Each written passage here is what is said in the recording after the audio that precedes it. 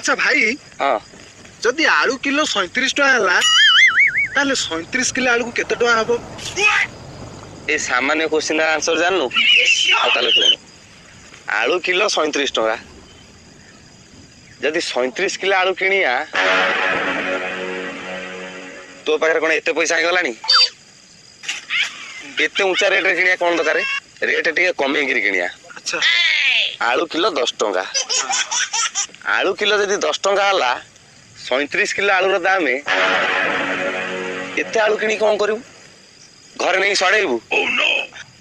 आलू टिके कमे दबा अच्छा अच्छा केते कम 10 किलो आलू किनिया जदि आलू किलो 10 टका हला 10 किलो आलू रो दाम हैला 100 टका